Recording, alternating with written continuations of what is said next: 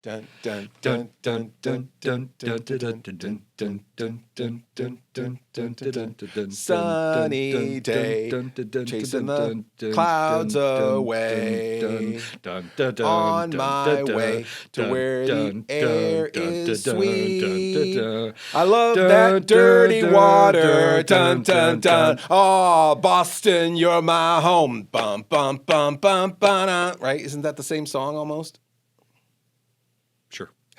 Fine. Anyway, we're talking about the Muppets, Sesame Street. It's interesting because I grew up with Sesame Street. You grew up with Sesame Street. Did your kids grow up with Sesame Street too?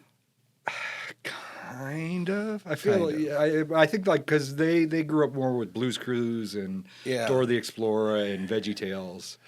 I don't know if it was like readily available at that time. I feel like a lot, and all those things that you mentioned are all kind of came from the Muppets in a weird way. I mean, as far as like, I feel like those things might not have existed without the Muppets. You know, I think that Muppets are an interesting, like, they're not uniquely American. Like, it's a worldwide phenomenon. Mm-hmm. Do. Phenomenon. Do. Phenomenon. Shoot, can we cut this and go all the way back and redo it? Good luck not singing that for the rest of the day. Oh, man, that's going to get stuck. Oh, and speaking of stuck, I guess we should try to get stuck down the Muppet hole. Gross. Sunny days, sweeping the clouds away. On my way to where the air is sway. Tell me how to get to Sesame Street.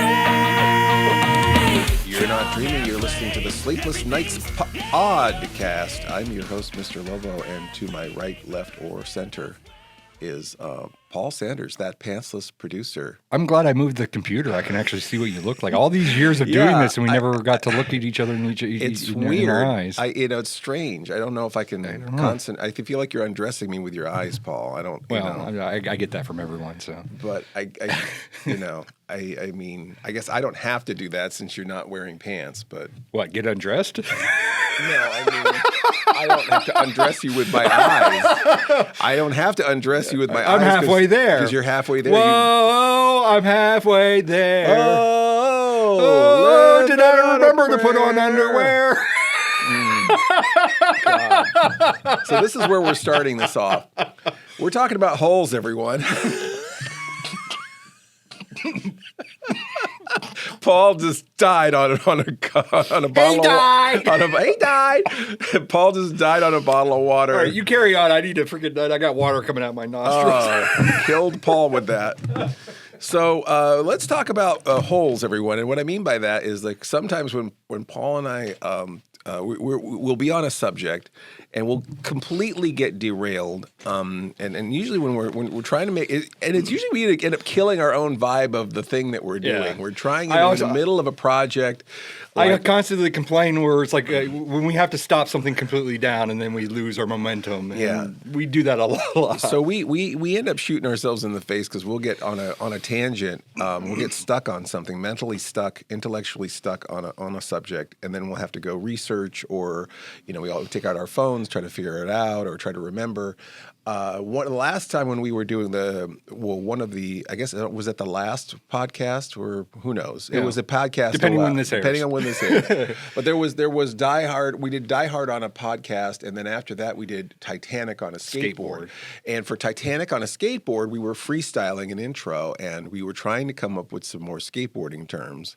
And we just fell down this well of weird skateboard terms, and then we ended up using none of them. We used 180. We used 180, and then in that edit, I actually botched it or something, and you came back to it or something. But let's do a 180 on this. Let's do a 180 on this or something like that. And it's so downplayed. I don't know if you realize that it's a skateboard term. It's a skateboard term, but yeah, it's really weird because that isn't really the part that we wanted the skateboard term for. I don't think.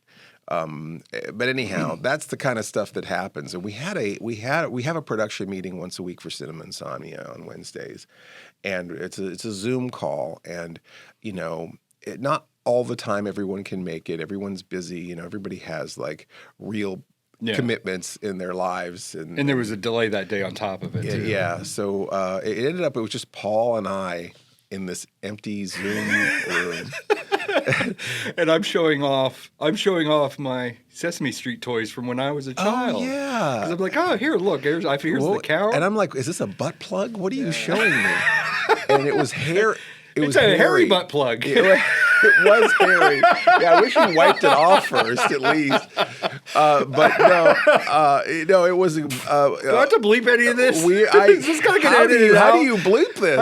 How's this going to? I don't think YouTube's going to like this. How is this safe for anyone? So we have this this sort of what was it? Periwinkle blue, or maybe not quite, light blue colored toy. He's sort of like a Fisher-Price character. Yeah. Aren't they the little people? Isn't that the brand? Fisher-Price little people. So they don't have feet. They don't have arms. They're just sort of a column of a person. And usually there's a face painted on one side of it. So hairy monster is already kind of a heap already. So he's just sort of an amorphous blob, cylindrical blob shape, basically, with a little face stenciled, or not stenciled, but screened onto it. Printed. Printed onto it. And so less detailed than, say, the Count Von Count, where he's got hair. The Count has like multiple colors. Yeah, he's got his collar is different than the rest of his body, and I think his body's black. He's got a green collar. He's got a purple head, something like that. So the Count is and he's got actual like hair, real hair. Yeah, well, not real hair, but he's defined. It's separate. And then he has his ears printed on, or I think he has like little nubs for ears. No, he actually has little plastic ears. Yeah. Huh? So anyhow, the Sesame Street. Hold on, let me look this up, and I'll get right back to you.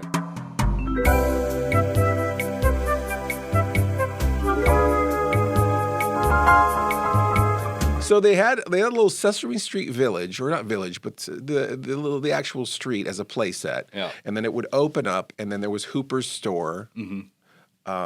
R.I.P. Hooper. Or Big Bird would say Looper's store. Hoopa, Big Bird, Hoopa. Do I have to pour one out for? Oh yeah, yeah, that's right. 1 second, we're all gonna pour one out for Mr. Hooper. We're gonna pour out our teeny little super guy onto the ground for. That sounds really bad, doesn't it? That sounds foul. But that was a character. You're the one that got the nap. That was I should be the one that's slap happy, and you're the one that got the nap. I did get a nap. Sesame Street, there was teeny little super guy, and he was a cup. That's right. Yes. So I was trying to think you would pour one out. I was still on the Super Friends. Yes, that didn't even happen yet. Anyhow, so we started talking about Muppets like Harry. Like, you don't see a lot of Harry Monster. Like, you see a lot of Grover, and you see a lot of Kermit, and there's certain characters that I think get the spotlight. Bert and Ernie, Big Bird, Oscar the Grouch. I talked briefly about the orange Oscar the Grouch because he was orange originally. Right. I think he was always green for me. Yeah. I think maybe like production photos or something, I might have seen orange. I had an album when I was a kid where he was orange, and it was confusing because he was already green, but there was some leftover merchandise of him orange, and then whenever they showed a rerun of a first season episode, it was an orange Oscar. I wonder, there was a later episodes where they had the Oscar family and they were all together. They might have reused. I wonder if they reused the orange Oscar. One. Yeah. Anyhow, so an Oscar's green, by the way, in case you don't know, and or colorblind. And so we started talking about how. The Muppets that are least talked about, what I kept calling the D-lister Muppets.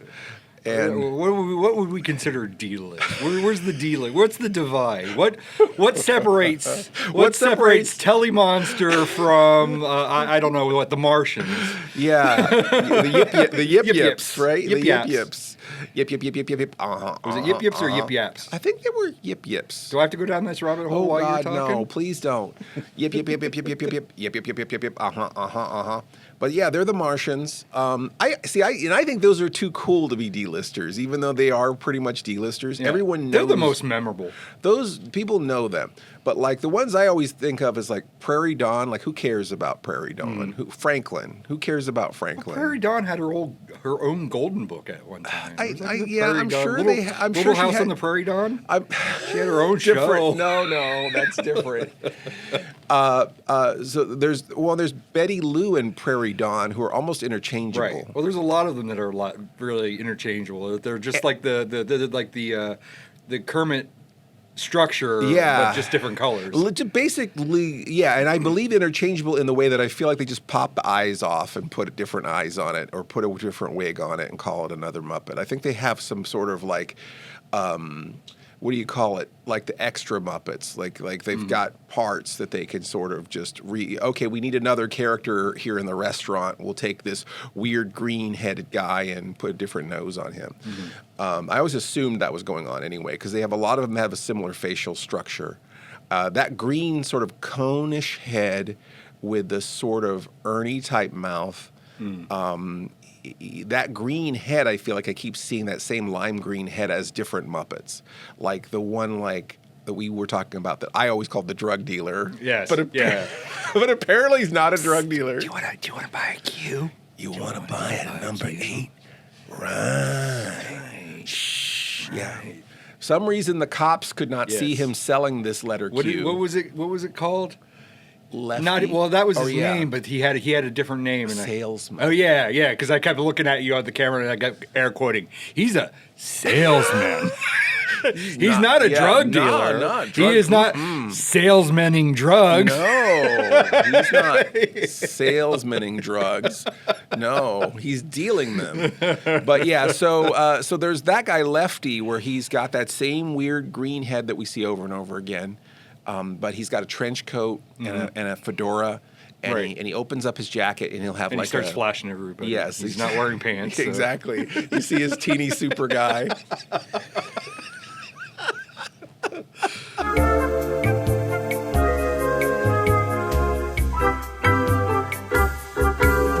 So there's Lefty, and he's always selling a letter O or a letter number 8 or whatever to Ernie, usually Ernie. Right. He bumps into Ernie on the street and tries to sell him illicit letters and numbers, typically.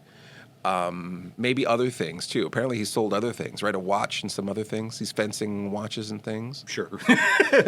There's that at one point he had a mustache. He had the little evil mustache. I don't like that on him. I don't like that on him. And then there's Mumford.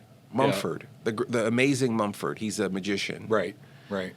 He kind of looks like the Count a little bit, only dressed as a magician, right? A little bit. He's got some Count-esque. It might be that same purple head. Could be.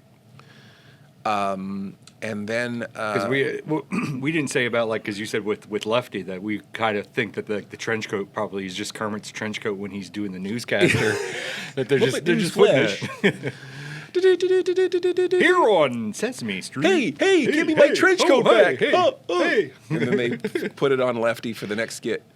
Some of the clothes and things are probably interchangeable too. Yeah, it's true. That trench coat could be the same trench coat that Kermit is wearing. It does seem a little big on Kermit. And I love this obsession that we're having with this. And then and then there's things like Swedoms, who's like everyone knows him by what he looks like. Yep. He's got a big red nose. He's got the underbite with the incisors. He's a full body, fat red lip.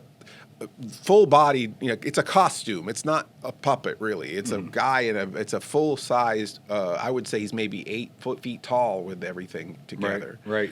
I think maybe the movie On. It was always Brian. It was Jim Henson's son that always was in Swedoms. Roy talks like this, and so Swedoms is another one that I feel like people maybe know him a little more. And then but Swedoms is a lot of crossover with the Muppet Show. Yeah. So what's the dividing line between the Muppet Show and Sesame Street? Maybe we could talk about that a little bit when we come back. But Thog was one that I couldn't remember the name of. He's kind of like a big blue rabbit elephant thing that's fat. Yeah. And he's a full-size costume Muppet, too. Yeah. And he jumps around a lot. His ears flap. And it's just like you've seen him, but you don't know his name. And I feel like we had an argument with him. I think he was the first one. We were like, well, he's from the Muppet Show. I'm like, yeah, but he's from 19... He comes out in the intro. All the full-body guys all come out in that intro. But I'm like, yeah, but he's from 1972, and the Muppet Show didn't exist. So, I know him somehow before the Muppet Show. So anyhow, that was the little bit of the Muppet hole that we went down. And so we're going to scratch around our Muppet hole, and we'll be back with more Sleepless Nights podcast. I think I need to have this looked at by a doctor. How to get to Sesame Street! Sesame Street!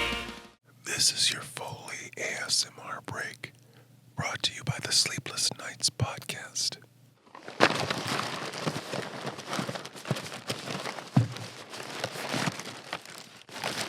This has been your Foley ASMR break, presented as a public service by the Sleepless Nights podcast and the totally made-up Ad Council for Human Decency. You're welcome. La la la la, la la la la, Elmo's World. La la la la, la la la la, Elmo's World. All right, we're still scratching around our Muppet hole. Oh no, Elmo, no, let go of that. More. Stop it. So, I'm the genie. Oh God. The one damn thing I can do That's right. pretty good, Paul. I have to say. That's it. Just ship me off to. That's a pretty good Elmo. Just don't show me your teeny super guy. Just ship me off to New York City. I can stand out there with the other. I can stand next to the naked guitarist. Wow, that's pretty good. Cowboy. That is that's a pretty good Elmo. I never liked Elmo. Can I get on this? I feel like after I had kids, I appreciated Elmo a little bit more because my kids were enamored with Elmo. But Elmo, I always thought as an imposter. He was who came along after they de-emphasized Grover. So when they first started showing Elmo, I'm like, who the hell do you think you are? I knew Grover. Grover was a friend of mine. You, sir. I'm your worst nightmare. I know. Elmo, get out of here. No, make me. So I loved Grover. Near? Far. I loved Grover so much that Elmo, I immediately had nerd rage at Elmo. But again, It's time for Super Grover. The monster at the end of this book, was one of my favorite books growing up. Grover was amazing. The logical thing. He became president one time. That was Grover Cleveland. Same thing, right? No, Different I Muppet? don't think so. So we didn't elect Muppets till later. So one of the things that I guess that's logical to understand is that there were Jim Henson is like a visionary. A CEO of a huge company, entertainment entity, a director of feature motion pictures. Same with Frank Oz, director of feature motion pictures. Both of them became less and less available to slum it down on Sesame Street with some of those characters. So I feel like they de-emphasized, obviously post Muppet Show, they de-emphasized Kermit. I feel like Kermit kind of transferred over to Muppet Show status, right? Right. And then some of the other characters like Grover and Ernie and Bert were seen less and less, and then newer characters started appearing more and more. And of course I was not, I knew my numbers and letters by then. I really shouldn't have been that upset. I'm still working on it. So. Yeah. So, but I guess there was different eras of Jim Henson's work, and supposedly there's a different. Like Sesame Street now has to pay a license to use the Muppet name? Because when Jim Henson, my understanding, without looking at the internet, my understanding is that Jim Henson wanted, when they had to split it up, that the Muppets was going to be his thing and he could do whatever, and that the Sesame Street was going to be for public access. That the public owned that. Yeah. But I feel like some of the stuff that they still wanted the Muppet name, so I think that just came down to legal aspects where Sesame Street characters are still named Muppets, but they pay a fee for that. Wow. And so Sesame Street has to license the use of the Muppet name. Right. And then there are certain quote-unquote Muppets that they can use, but they're only for Sesame Street. Right, right. Because I think even still some like modern stuff, I think Kermit probably occasionally appears, or maybe even I guess it covers it in stock footage if they play like the old stuff back. Yeah. But we never really determined because you were saying, oh, that kind of sounds really, that's really weird in the business world that you have to license something from yourself. But I said, it could be anything. They could be licensed at anything from $1 to like thousands of dollars. Yeah. I mean, maybe more now that it is all corporate now. Yeah, it's terrible that you can only watch it on Max? Max, yeah. You could only watch Sesame Street on Max, and when Sesame Street came out, it was supposedly ubiquitous, something that poor children could access. Mm-hmm. Unless you were in Mississippi. Yeah, and then they banned that. Yeah, they banned it because they showed integration. They showed the all the different kids of different backgrounds were all playing together, and that was too controversial, too hot for Mississippi TV. Mm-hmm. Don't let Mississippi listen to the beginning of this podcast. Yeah, wow. F you, Mississippi. Do I have to bleep that? So, no. Oh, okay. Anyway, so apparently, and I knew, and even in my time, I knew of a lot of parents who did not want their kids watching Sesame Street because of the racial mixing on the show. So that was super controversial. And what's interesting is what was also controversial from a child psychologist standpoint is that the Muppets were interacting with humans in the real world, whereas that was supposedly something that was psychologically kind of frowned on, where like Mr. Rogers' Neighborhood, all of the puppets exist in the neighborhood of make-believe. The puppets don't exist when he's just hanging out at the house. King Friday is not there as a living character. He might bring out King Friday as a puppet show it as a puppet. Because I believe I recall him doing that. Yeah, but in the neighborhood of make-believe, they have they live as true characters. But what they realized with the Muppets is that there was a certain amount of magic when Grover's talking to a 6-year-old kid. There is a magic there that is unmatched. Ernie talking to a 4-year-old. There is a magic there with them interacting with the human characters that was so powerful that they just ignored what the child psychologists had recommended and just kind of fully integrated the puppets into both sides of, the puppets interacted with each other in Muppet business and the puppets interacted with the humans on Sesame Street. And which I think, it ended up being a formula that played into the Muppet Show, whereas they have a real guest star. It's not a guest star performing with a bunch of puppets. It's a human guest star as an actor performing with puppets who were treated like they are also living actors. And the movies do that too, where the movies have this blurred line between the puppets and the human characters, But we're talking about different eras, right? We're talking about the Muppets on Sesame Street, the Muppets on the Muppet Show. And I don't know if there needs to be a distinction necessarily for the Muppets in the movies, but there's movies like Dark Crystal and Labyrinth and things like that. And then Teenage Mutant Ninja Turtles. Oh yeah, right. Those are Henson. Are they technically Muppets, or they fall out because Henson it's Creations? Fraggle Rock. Fraggle Rock. Right? Are Fraggles Muppets? That's another thing. Are they Muppets? Because I feel like Fraggle Rock was owned by HBO. Owned by HBO, and so because that was the only way you could watch Fraggle Rock. We're thinking like what the Bear in the Big Blue House. Bear in the Big Blue House might not be a Muppet. Not be a Muppet. Technically, because they don't license the Muppet name. Right. Interesting. They were the Muppets on Saturday Night Live, Maybe it's the distinction of who created it. Like maybe because Eastman and Laird owned the Turtles, they just they made the. That's true. The puppets, and is the Bear in the Big Blue House? Was that a series of books or something? Is that something that's somebody else, and they just brought Henson in? And then Henson made the puppet. Because maybe it's like that's the Henson Workshop or Henson brand or whatever. Work for hire. Whatever they call it. But the Muppets, before Sesame Street or concurrently with Sesame Street, were on Saturday Night Live. And they did not work on Saturday Night Live in any way, shape, or form.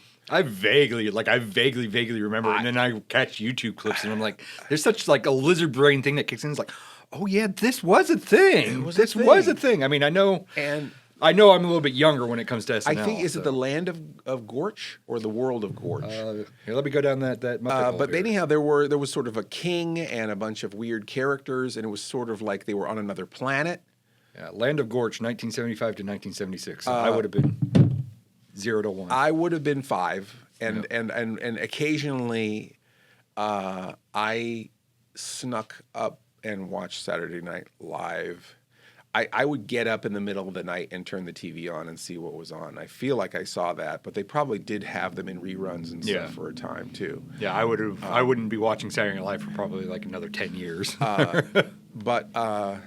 So 5 or 6 I would have been watching. I remember rarely, but I do remember Saturday Night Live existing. I really remember Saturday Night Live when I think they had Carrie Fisher on from Star Wars or something, and I remember actually trying to sneak up and watch that.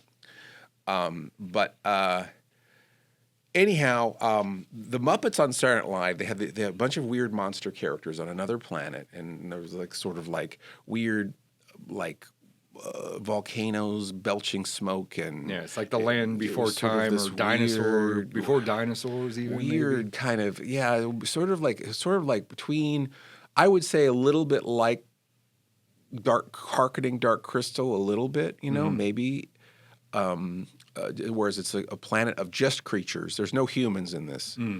A weird land of just creatures, and then they have these scenarios that maybe parallel something that would happen on Earth, but it's all filtered through their weird, almost Dr. Seussian kind of perspective on everything. Right. And the problem with this is that Jim Henson wanted to do some adult kind of material with Muppets that was different than what they were doing on Sesame Street.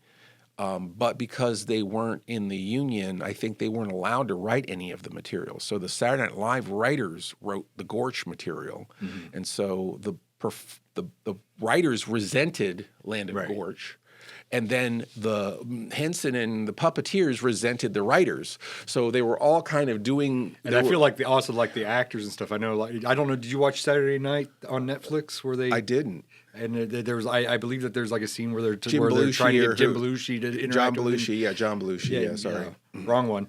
And he was like, I don't want to. I'm not interacting. I don't want to do that. Whether it's an actual like a capture of that time or an embellishment. Yeah, there was a feeling that the actors didn't respect it or like the Muppets either. So it was a really weird, and maybe because the association with Sesame Street. But it was kind of a direction to where the puppeteers weren't fully enjoying it, the writers weren't fully enjoying it, the other cast members weren't fully enjoying it, and the audience wasn't digging it either.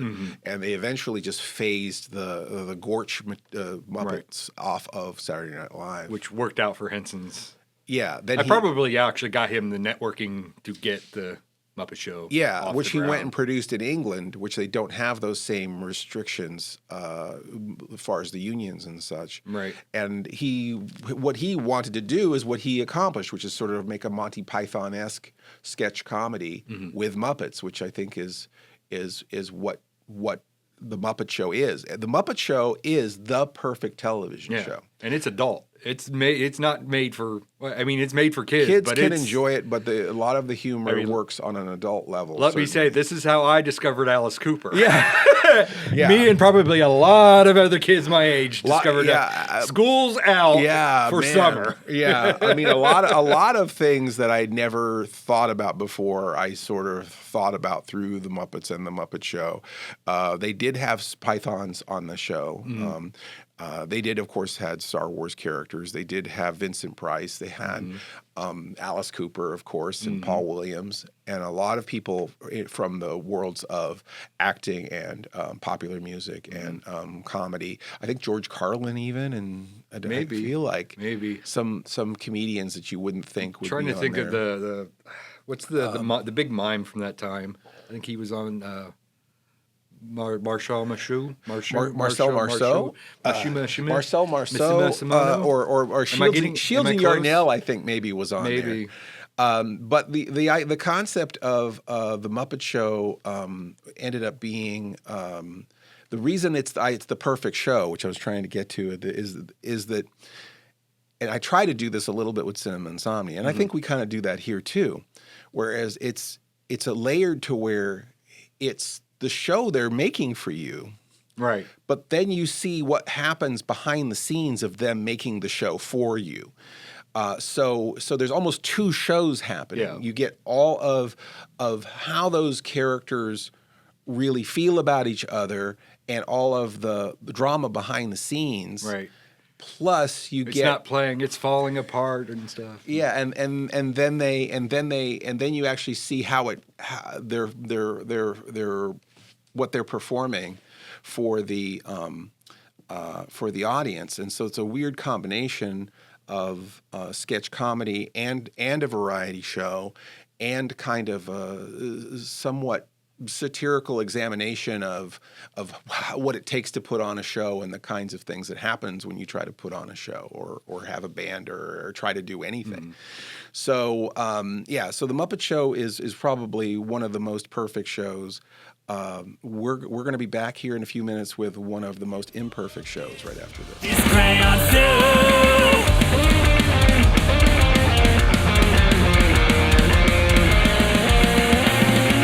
That's Elmo's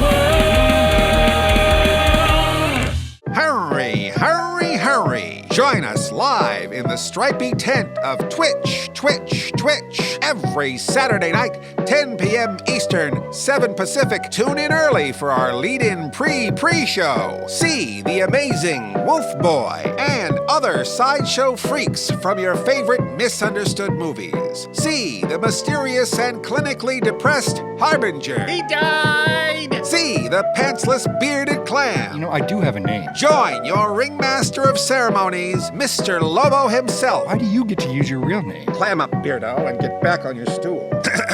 And a revolving door of special guests to help present an episode of cinema insomnia in a way you've never seen before. It's strange. It's bizarre. It's obtuse. It'll change your life. It's Cinema Insomnia on Twitch. CinemaInsomnia.com/Twitch. Hey, can somebody check on Aaron?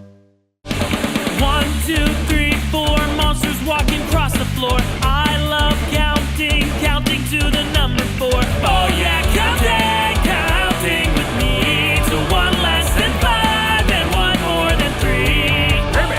Kermit! Elmo! Get out of here, Elmo! It'd be better if you weren't here. Ho, ho, ho, ho, ho, ho, ho. Oh man! Beaker. So We can just do this for the Yeah. whole. This is segment 3 from here on out. I was going to say Fozzie's the hardest voice, and I only have my warm up, which is Kermit. That's it. That's it. Frog. Fozzie Bear. Oh, that's oh god. Oh, that hurts. That's so bad. Do you want to buy a cue? Terrible. Anyway, we have fallen deep down the Muppet hole, down the Muppet hole. Now I got a question about Yeah. this episode. Why would this episode be down the Muppet hole? Wouldn't it be up the Muppet hole? I mean, or is Up it the Muppet hole? What do you mean up the Muppet hole? if you put your hand in the Muppet hole to operate the Muppets, you're not putting them. Their face would be pointing to the floor, unless you're saying put it down the Muppet hole and then rotate them 180 degrees. You see what I did there? Yeah, you called back to the 180 degrees. Well, look, I guess when you're putting I suppose as you're putting your hand down into the Muppet before you bring it up to perform it, I don't know if you necessarily hold the Muppet over your head to put your hand up the Muppet's backside. But it is. I mean, I could look up some internet video. Do we want to see how Frank Oz does it? I guess it's still up the Muppet hole. But I think that for this particular case, it isn't the hole in the Muppet. It's the hole that the Muppets go down, right? Like almost. That would be Fraggles. That's not even wrong Muppets, if they're even Muppets. right down the Gorch hole. Right down the what was the what's the trash guy's name? Oh, Oscar? No, from Fraggle Rock. The heap trash heap. The heap? I can't remember. Something like that. The heap. Down the heap hole. Down the heap hole. Damn, that sounds bad. All of this sounds bad. With How Uncle- is it that like our down the traveling mat hole. How is our Muppet episode our filthiest episode?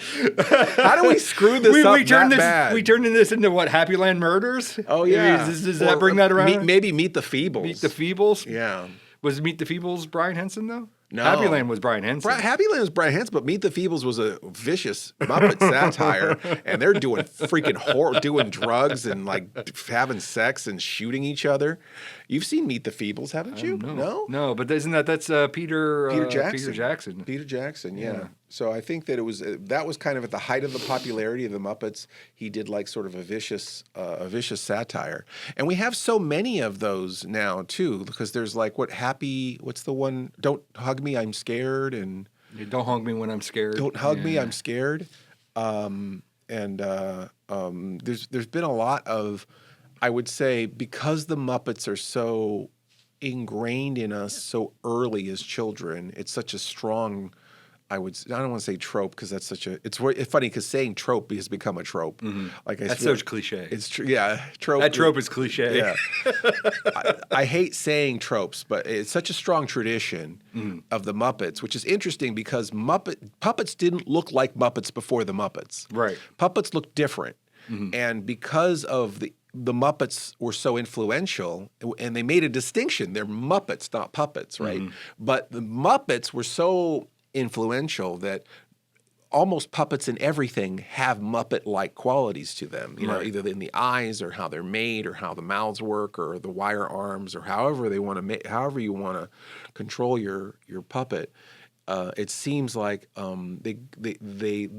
an indelible influence of the Muppets on puppets in general, and I think that's why we have so many like parodies of them or things that look like the Muppets or sort of like they're 10 to 2 degrees from the Muppets. But I feel like we've got a situation where it's been parodied so much that it's a difficult thing to think because it's a difficult thing to express because I feel like the Muppets were already kind of adult and sort of self-aware, and then like a lot of the parodies and things kind of pretend that they weren't, you know, and it's just like it's like yeah, but you're really just doing the same thing, but just taking it farther or making it more obvious or grosser, or like this episode, just using your potty mouth. Yeah, just all over everything.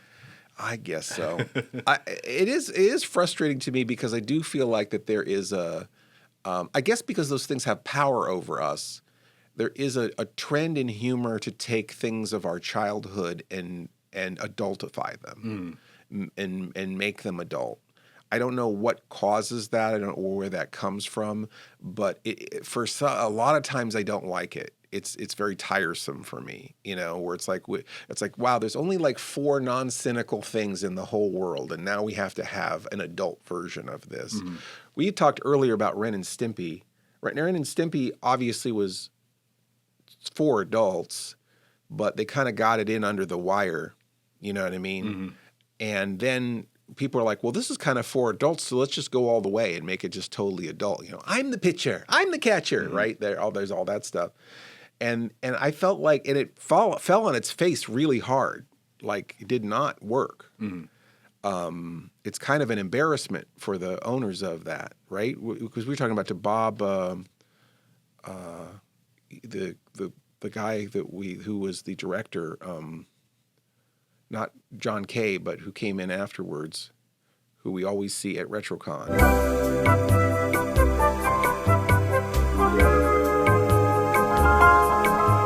Bob Camp, who, he has a lot of regrets about taking it too far, making it too adult, you know, because you can't put that genie back in the bottle, right? Mm-hmm.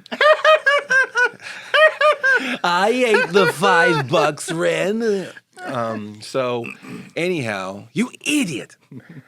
So, you know, I do think it is kind of frustrating because there was the other show, Drawn Together, where they had like a bunch of different kind of, you know, favorite types of cartoon characters, and then just did sort of like kind of dark adult versions of them. And it's like maybe it worked for like the first like season or two, and then they kind of started pushing. You know, and honestly, I feel that way about Rick and Morty, where it's Doc and Marty from Back to the Future, but it's really kind of, I don't know. I just feel like it's a little. I don't feel good about any of it.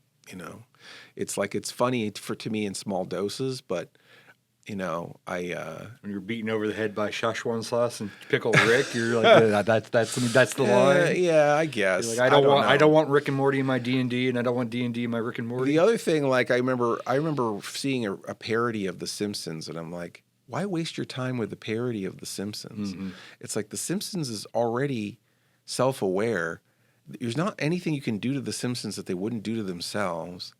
It's just sort of an excuse to take their characters and do kind of grosser material, you know? And so anyhow, that's sort of, I don't know where, we kind of went on a weird, went down a different hole. We went down a totally different Muppet hole. Yeah. But we went down the wrong Muppet hole. We went up the wrong Muppet hole. Do you think Lefty is in the right drawer when they store him away? Is there like a special? They put Lefty in the right drawer. Hopefully they put him in the left drawer, but yeah, he could be in the right drawer. Why is Kermit in the left drawer? Lefty should be in the left drawer, right? Right? No. Left? Left? Yeah, it's, you know, we were trying to remember, when we were having our meeting, we were talking about the Muppets and the D-listers, bringing it back to that. Mm-hmm. One of the ones that stumped me was from my Sesame Street Monsters album. And we are monsters, but we're sweet. We're the lovable monsters of Sesame Street. I can pull that right out. But put it back. My teeny little super guy. So anyhow, on the cover they have all the Sesame Street monsters. There's the weird like red frazzled looking one with the waggy tongue, and then there's Hairy Monster, and then there's of course Cookie Monster and Grover, and but then it was like the weird blue guy. Yeah. And I was trying to express him. It's like he's got a big flat nose, and he's got hair. He's got wild blue hair, but he's not hairy, and he's not Cookie Monster. He's kind of somewhere in between those two guys. And he's got mean eyes and a big flat nose. Sometimes he has teeth. And like it took me forever to describe him, and I had no name for him. I kept saying things like, I don't know if his name's Larry or if it's something. But there's already a Harry, so why would there be a Larry? Right. And so we just, of course, trolled. Just got our rubber there's a Tully waders and on. a Sully, so why not? Yeah, I guess so. So, we got our rubber waders on and our shovels out, and we just called up our hose. Got to the bottom of the Muppet hole, and we found. Originally, what they were calling him was a beautiful day monster. And the first thing I said to you is like, this looks like Cookie Monster. And you're like, no. Yeah. No, the eyes are wrong and the nose is wrong and stuff. And then I kicked up later on and was like, that was the prototype for Cookie Monster, that they would just swap out the parts. Interchangeable for Cookie Monster. Later on, Cookie Monster became its different thing because you said like the fur was wrong. Yeah. And I'm like, I remember the original Cookie Monster being that kind of fur. Yeah. And then later on, it's got the little bit more deeper blue. Yeah. So, and then the nose and everything, like the flat nose and everything, and apparently he had so many names. Yes. Like, so it went from him being Beautiful Day, and we're like, Beautiful Day, that's stupid. But I guess he was made for a specific sketch, in which that made sense. Mm-hmm. That he was the Beautiful Day monster. And then in other sketches, he was tormented by a little girl. So it was like almost like how a kid would be afraid that there's a monster in his closet. This monster was afraid of this little girl that kept tormenting him. Whose name was Nemesis. The little girl's name was Nemesis. So you got Beautiful Day and Nemesis, who just basically looked like Prairie Dawn. And then Beautiful Day apparently was also called Lulu. It was Lulu. There was like 5 names to it. And there was Louie. Yeah. And Fred. Mm-hmm. And so it seemed like he was just unfixed in a name, I guess, this particular monster. Probably Beautiful Day was probably just their placeholder name and whatever. Yeah. And then probably whoever was puppeting him would just go, all right, come here. And they would just throw out whatever name. Because like Nemesis got changed to Susie? Like she became Susie, I think was the name. Was that right? I think that's right. Do I need to go down the rabbit hole and look? It could be Susie. Is that right, though? Because there already is Susan, who's the adult, right? Right. Who's a human on that show. But maybe it could have been something like that. Oh, look, it's like at the top of my search results. Go figure. But anyhow, so that was one of the D-lister Muppets that was driving me crazy. The other one was Thog, which we already mentioned before, who's like a big fat, sort of somewhere between an elephant and a bunny rabbit, and he's blue, and he's in the opening of the Muppet Show. And there are a couple other ones that I always think about too. The big round head blue guy, and I feel like he's interchangeable, where they'll pull his mustache off or they'll give him a different colored nose. But I always think of him as the guy at the restaurant who's got a fly in his soup or something, and Ernie is the wait. Or excuse me, Kermit. No. Or Grover. not Kermit. Grover. Yes. Grover's the waiter. Oh, sorry, sir. And then he'll do whatever. He'll bring this guy the wrong thing, but he's just sort of like male pattern baldness, big round blue head. I'm sitting right across from you. Will you please describe me more favorably? I have a name. But I don't know what this guy's name. We never did figure out what that guy's name is. There's a picture of Beautiful Day Monster just flat on the ground, smushed, just wow. smushed down. Look at this on this podcast. What did you say that he was somewhat like? It was sort of what's that Phantom one, right? Phantom of the. What's that name of that monster? Where he's got sort of wispy.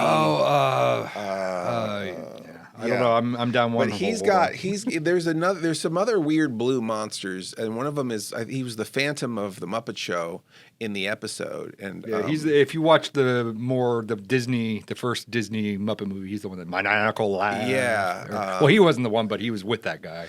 And then there's New Zealand. That's the guy who throws the fish, right? Right. On the Muppet Show.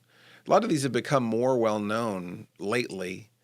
Because I think that Muppets have been with us for so long that we and then Franklin, who I mentioned before, he's just pink, I believe.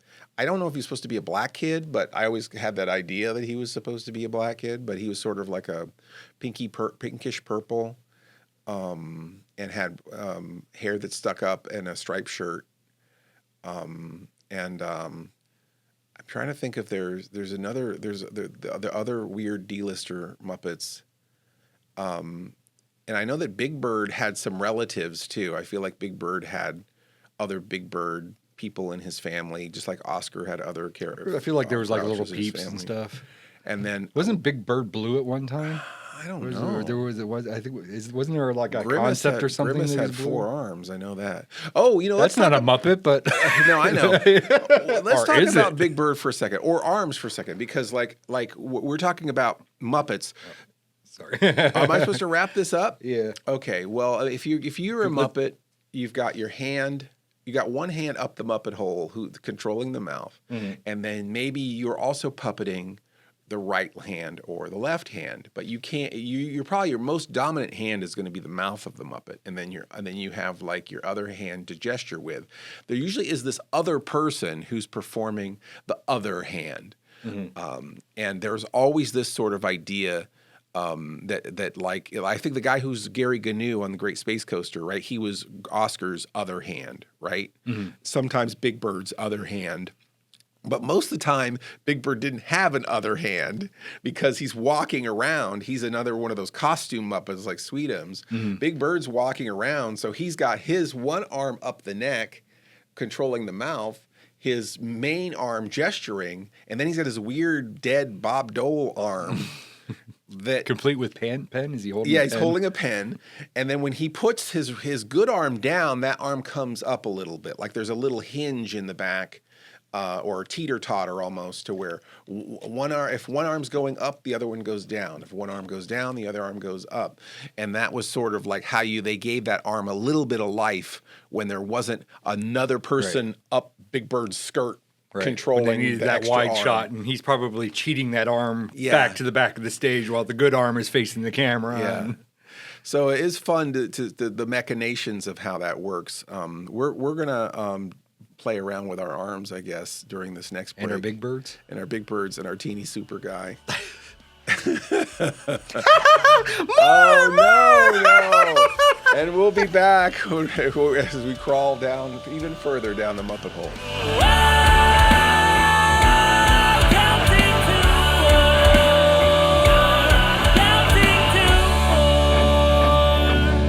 Counting to 4.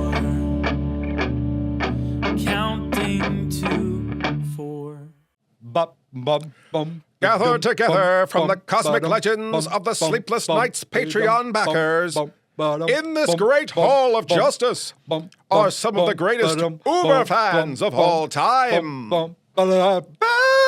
Super Michael Housel, Wonder Anita Gale, Whose idea was it to do both sound effects and music at the same time? Generic John McCallum, I'm generic. Aquabendale, Bat Fangarius, and Winter Scrap, the Boy Wonder. And token minority hero, Eno Dia. Eno Dia.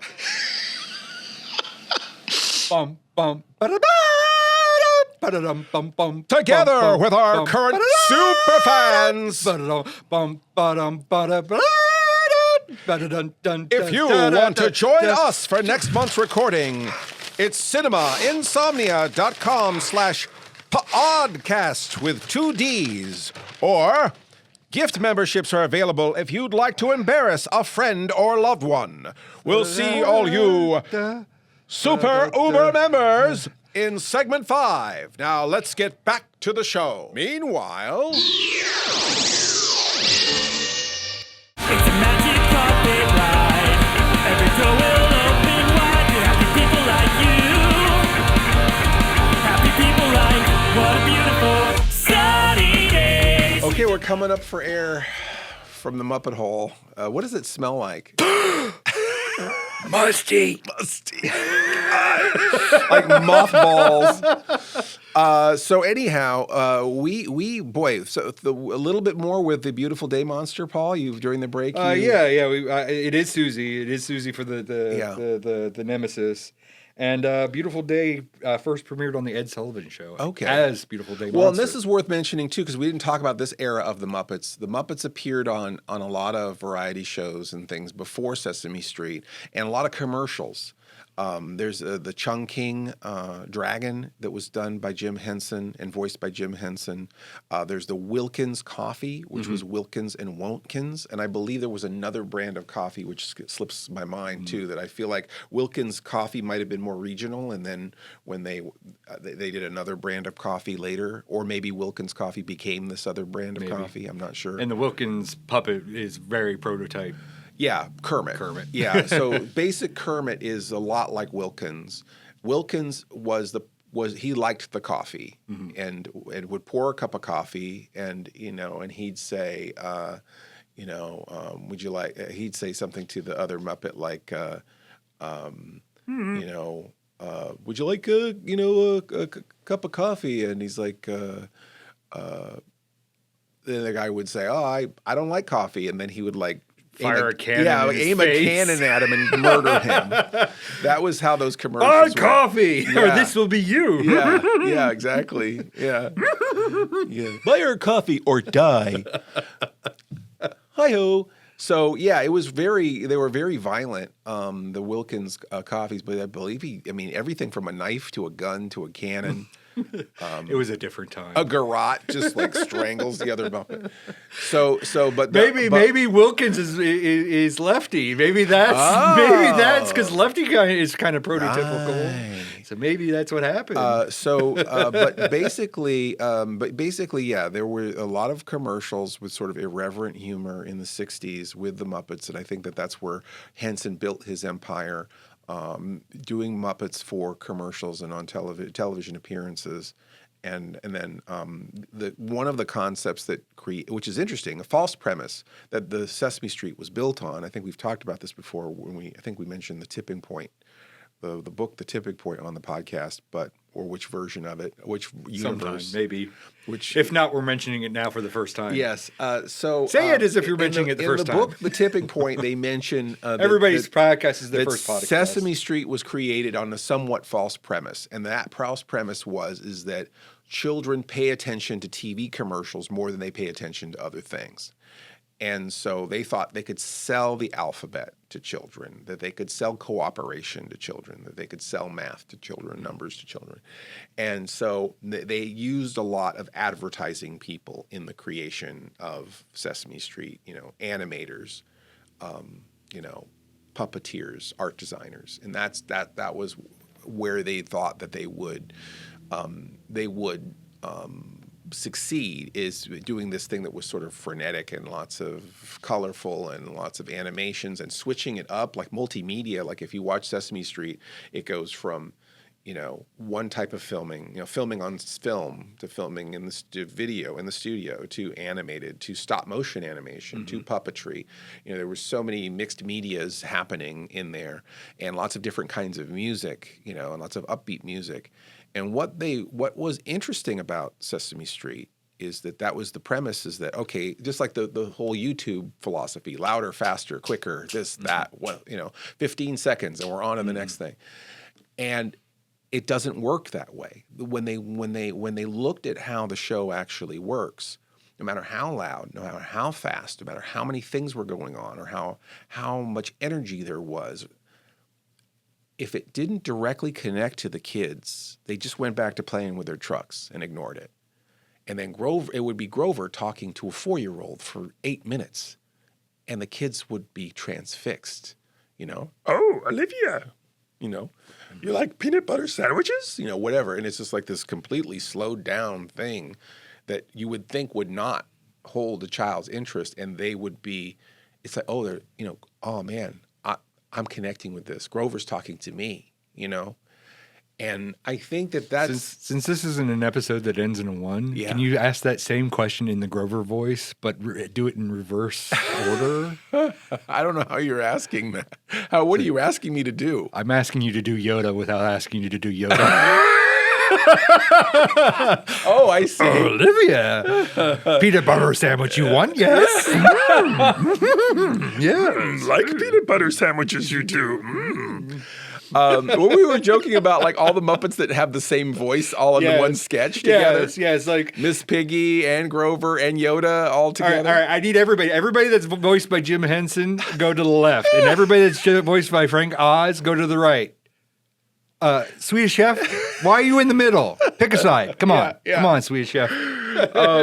But yeah, we were joking because I think that we were doing a bit in the car where we were having it was like Ernie and Kermit. Kermit was pegging the post. I was pegging the post as the Kermit newscaster, and it's like, and now the weather, and shit, I missed it. Damn it, Ernie! Although I don't know why I'm doing the Grover. I'm doing the Grover voice. You're doing Frank Oz. I'm doing the Grover voice. It's a balmy 74 degrees. The traffic is blah, blah, blah. Oh, shit, I missed it. Damn it, Ernie! Damn it, Ernie! And I'm like, sorry about that, Kermit. And I'm like, what? You're doing two characters that almost have the same voice. So then that's where we were having that idea where it's like, okay, guys, if we're writing the sketch, we can't have, can't have Bert talking to, Bert. We can't have Miss Piggy, Bert and Grover and Yoda all in the same scene. It just can't happen. Yeah, so we've got to split up the performers from each other so that they've got a variety of voices. But coming back to what we were talking before we got into that, we were talking the book. Okay, so then Grover was talking to the kid. Yeah, so when Grover's talking to the kid, there's a lot of the moments where it's just the puppets talking to you, or the puppet and a child talking to each other, or the human characters interacting with the puppets. There is a magical quality there that the children watching it connected to it, and in a way that went against everything their market research told them. And some of the creators of Sesame Street went on to create Blue's Clues. Mm-hmm. Nothing ever happens in Blue's Clues. It is the slowest paced, what do you want to do today? Here's the mail, it never fails. It makes me want to wag my tail. When it comes, I want to yell, shoot me! I had kids during the Blue's Clues era. Right. Yeah, obviously. But it would be like, thinking chair. Okay, yeah, all right, let's get the mail. And then he'd go into that. But I mean, but there was a lot of him just staring right at you, talking to you slowly, waiting for you to answer. And which is interesting because that's what Mr. Rogers did. Yeah, Dora did that too. Dora the Explorer. And Dora the Explorer. Yeah. And it was the thing about advertising.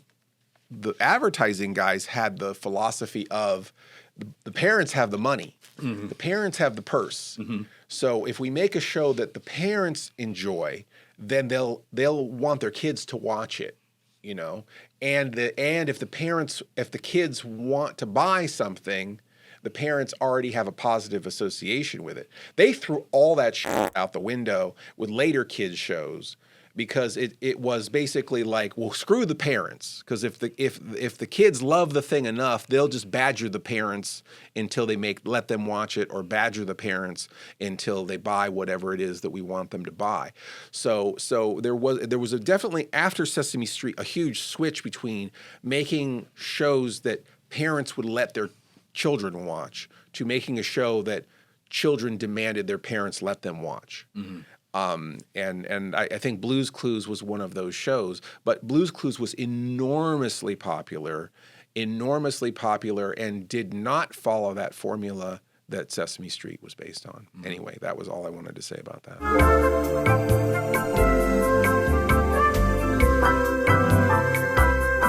In the way that Elmo was sort of the post-Grover character, I always thought of Barkley as the post-Snuffalupagus character. Snuffalupagus was a big, brown, kind of looked like a honestly. Big, brown, hairy, with a long trunk. His head would be the balls. Hold on. His snout would be. Never mind. Let me close my eyes and just whisper this slowly. Okay, and go. His head would be the balls. Anyway, I'm not going to say that. So anyway, no, we won't talk about his head looking like the balls and his trunk looking like a. What's the cease and desist from the Sesame Workshop? Yeah. So, but anyhow, okay, Bird, don't tell anyone that we met today. Yeah. So Snuffalupagus was Big Bird's secret friend.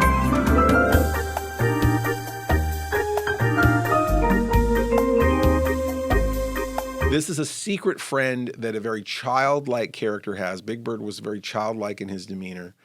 A very childlike character that the other adult characters didn't know about. So this was Big Bird's secret friend, and no one believed Big Bird that Snuffalupagus was real. And in the awakening of there being abuse, awareness of abuse towards children, awareness of sexual abuse, awareness of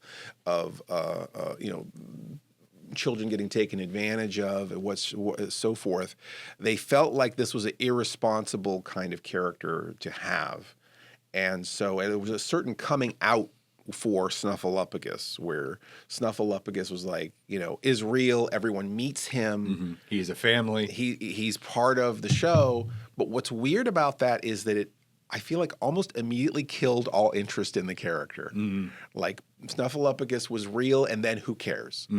And so that was sort of, I feel like, the door opening for Barkley. And Barkley was a dog, which, was... I was always excited to see him in the opening and ending credits. Yes. Chasing butterflies. Big, fluffy, I guess, like a sheepdog? I guess. Big, fluffy, and it's a human, full-size costume, and the person is running and jumping, and this is a giant dog. Like, there must be stilts and stuff inside the paws, too, because I feel like this is a really, even bigger than a person as a dog. So it was a very, very enormous dog that was very playful, with a big floppy tongue and a black nose, and you can't see the eyes, so that was very different from Muppets, too, because usually a lot of the Muppets were very eye-focused, ping pong ball eye focused, and Barkley was. And I learned different. that they're always cross-eyed. They're always slightly cross-eyed because if they when they look out at you, they look wrong. But if they're slightly cross-eyed, they look like they're looking at you. They look like they're focused on something. So if you're drawing cartoon characters, it's always better to make them slightly cross-eyed versus slightly wall-eyed, or lazy-eyed, I guess, or however you want to call that, where the eyes drift outward. What's interesting is The Simpsons uses that to their advantage. Yes. The Simpsons always have these moments where the characters there's something not quite connecting for them, or they're saying something that doesn't make sense, or they're feeling dumb, and they're really those eyes are real far apart, and it's a great look for The Simpsons because it's a funny look. But for the Muppets, yeah, definitely a little bit cross-eyed, and for the ping pong ball eyes, it was an actual ping pong ball for most of their eyes, and then they had another ping pong ball that they would cut a disc out of, spray paint it black, and attach it with a little bit of thread or something so that it would swivel. Like Cookie Monster's eyes have that Google effect. They don't all have that, but the ones that Google, that's how they do that. Right. And then I guess other ones, they would just attach that black disc permanently wherever they want to put that eyeball. But anyhow, Barkley I always thought was really cool. I loved him in the opening. Yeah, they put him right in the opening because he's out and proud. He's not like Snuffalupagus. They're not ashamed of him.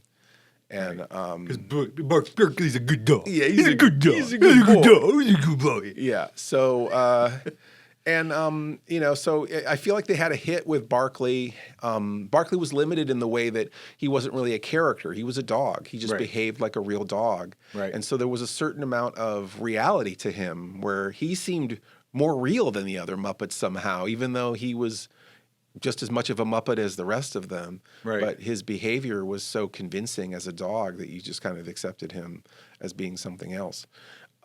But anyhow, speaking of something else, I guess we probably should finally crawl up out of this Muppet hole, don't you think? I don't know. I found a pretty comfy spot right over here. I might just take a nap. It is kind of warm and fuzzy and kind of. I mean, the must kind of you get used to the musty smell. Yeah.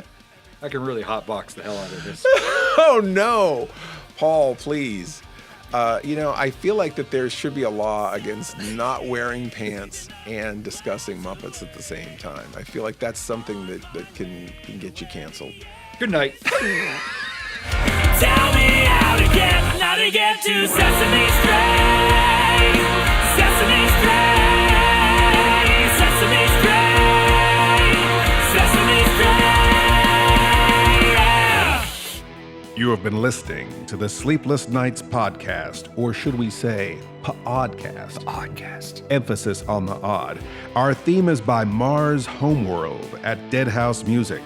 Our opening announcement is by Ophelia Necro. She does a radio show called Suicide Watch. Patreon supporters get to hear this podcast before anyone else and a lot of other great stuff, right, Paul? Sure. Doesn't get it better than that, right? So come join the fun at patreon.com/Sleepless Nights Podcast. Please stay up with us next week for another Sleepless Nights podcast. Or should we say, pODDcast. Oddcast. The best thing about being an insomniac is never having to say goodnight. Good night.